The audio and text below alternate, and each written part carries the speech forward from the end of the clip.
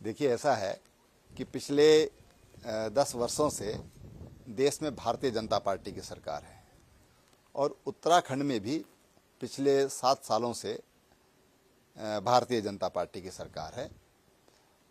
और इन 10 वर्षों में जो उपलब्धियां केंद्र की हैं, चाहे आप अंतर्राष्ट्रीय फलक पर भारत की मजबूती देखिए, रक्षा क्षेत्र में भारत की मजबूती देखिए, वाणिज्यिक क्षेत्र में देखिए, आज एक्सपोर्ट हो रहा है। और आज की ताज़ा खबर यह है कि भारत की जो विकास दर है वो 8 पॉइंट समथिंग पहुंची है, जो अनुमान भी नहीं था कि इतना अधिक, अनुमान से अधिक पहुंचा है। यानी कि देश की जो अर्थव्यवस्था है वो बहुत तेजी से आगे बढ़ रही है। जो माननीय प्रधानमंत्री जी ने कहा कि हम भारत की $5 ट्रिलियन की अर्थव्यवस्था हम भारत की बनाना चाहते हैं, तो हम अर्थ के क्षेत्र में देखिए, अंतर्राष्ट्रीय जो नीतिगत मसले होते हैं, विदेश नीति हम जिसको कहते हैं, उन मसलों पर देखें, या देश की विकास दर को हम देखें, तो भारत ने अभूतपूर्व काम किया है। जहां तक इंफ्रास्ट्रक्चर डेवलपमेंट की बात है, आज पूरे देश की सड़कें और पूरा सीमांत तक सड़कें वो बेहतरीन किस्म की सड़कें बनी हैं।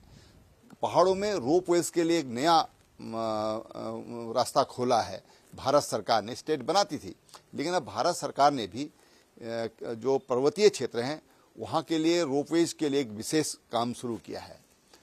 और रेल का आप देख लीजिए, एयर का देख लीजिए, और हेल्थ के क्षेत्र में देखिए आप कितने विश्वविद्यालय, कितने एम्स, 23 एम्स आज देश में काम कर रहे हैं, जो आज से 10 साल पहले केवल 6 एम्स थे। इसी तरह से शिक्षा के क्षेत्र में देखिए, नई एजुकेशन पॉलिसी लाए हैं, महिलाओं के कल्याण के लिए तमाम तरह की योजनाएं आज भारत सरकार लाई है। युवाओं के लिए, किसानों के लिए, मजदूरों के लिए तमाम इस तरह की योजनाएं भारत सरकार लेकर आई है। मेरा आशा ये है कि हम इन 9-10 वर्षों की जो उपलब्धियां हैं उनको लेकर के जनता के बीच में जा रहे हैं। और दूसरी बात ये कि भविष्य का भारत कैसे होगा, विकसित भारत कैसे होगा, उसके लिए हम तमाम देशवासियों से प्रस्ताव ले रहे हैं, सुझाव ले रहे हैं। और विकसित भारत का जो एक विजन डॉक्यूमेंट तैयार होगा, उसको लेकर के हम लोग जनता के बीच में जाएंगे। जो किया, जो करेंगे, उसको लेकर जनता के बीच में जाने वाले हैं।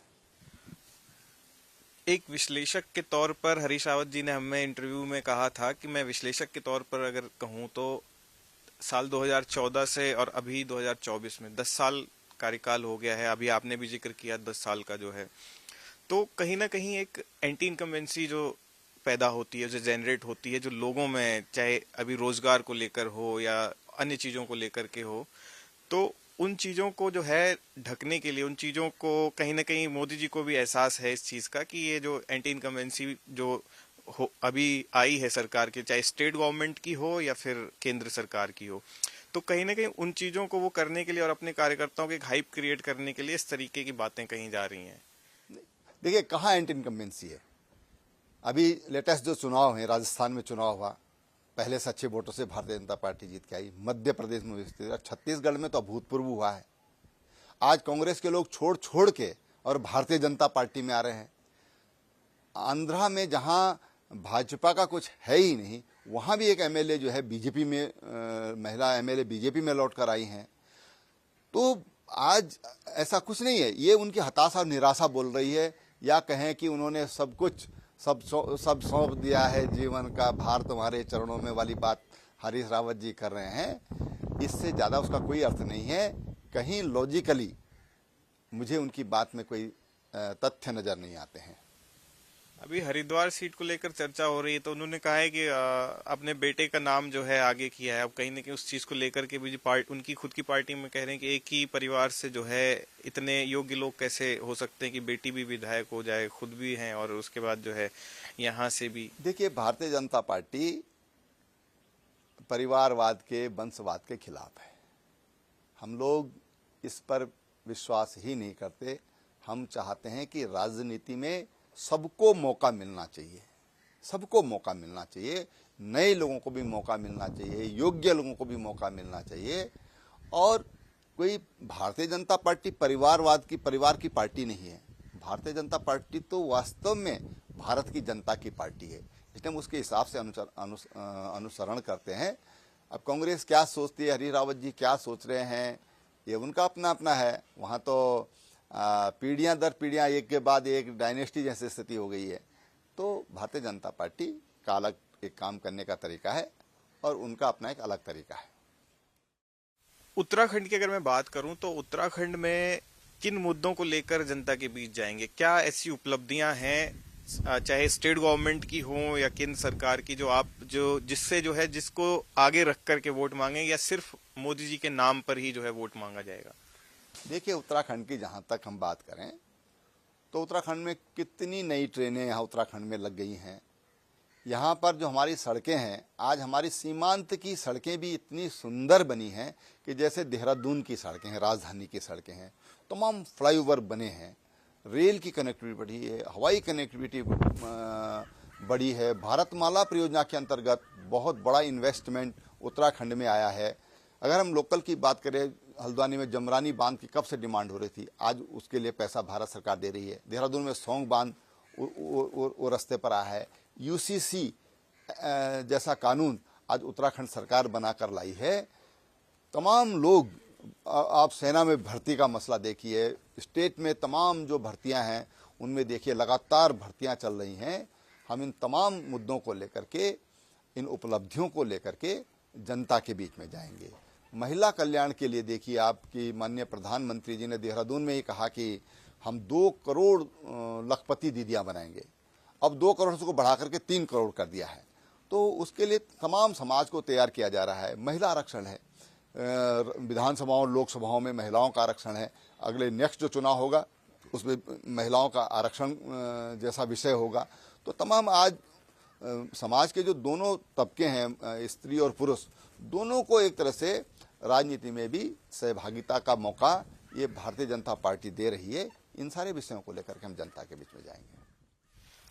महिलाओं की बात कर रहे हैं तो विपक्ष आपको जो है एक अंकिता भंडारी का जो मामला हुआ था उसको लेकर के आप लोग को घेरता है, और रोजगार की बात करी, चाहे आपने सेना की बात की हो तो अग्निपथ जो स्कीम आई है, अग्निवीर योजना जो है, उसको लेकर के कई सवाल उठते हैं कि पहाड़ में जो है एक ऐसा होता था कि हर घर से सेना में जाते, तो आज लोग जो है कतरा रहे हैं उस तरीके से जाने को। नहीं, ऐसा तमाम ये मुद्दों को लेकर विपक्ष देखिए, महिलाओं की जहां तक बात है, अंकिता भंडारी हत्याकांड का जो विषय है, देखिए उन तमाम लोग आज जेल में हैं, न्यायालय में मुकदमा चल रहा है। और इसलिए जब न्यायालय में कोई मुकदमा चल रहा है तो हमको न्यायालय पर तो विश्वास करना पड़ेगा। हम किसी पर तो विश्वास करें, और इसलिए सरकार जो कर सकती थी, सरकार ने वो काम करने का काम किया है। मुख्यमंत्री स्वयं उनके गांव में गए, उनको मिलकर आए। इससे और क्या करेंगे? और इसलिए जो आज न्यायालय में मुकदमा चल रहा है, और न्यायालय पर हमको सबको भरोसा करना चाहिए, ऐसा मेरा मानना है। अब एक आखिरी सवाल आपसे पूछूंगा, क्योंकि आप एक अनुभवी रहे हैं, राज्य की जिम्मेदारी भी संभाली है, तो कहीं ना कहीं इस बार के जो चुनाव जो माहौल जो दिख रहा है, चाहे एक ये राम मंदिर को लेकर के हो, यूसीसी जो है आपके यहाँ से जो लागू हुआ हो, तो कितना पूरे ऑल ओवर, अभी हाल ही में आप उत्तर प्रदेश से होकर के आ रहे हैं, तो किस तरीके की स्थिति दिख रही है भाजपा की इन सब जगहों पर? देखिए, बहुत बेहतर माहौल है।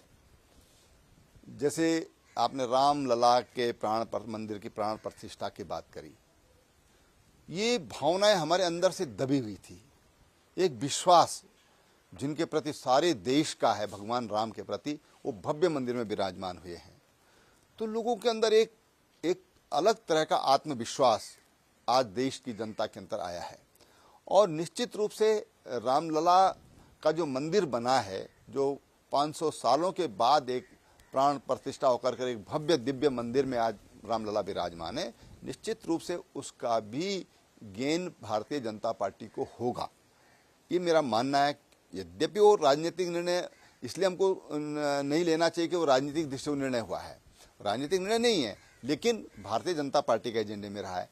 जो विभाजनकारी धारा थी 370, उसको खत्म करने का काम किया है, उसका भी फायदा भारतीय जनता पार्टी को होगा, क्योंकि वो हमारे एजेंडे में था।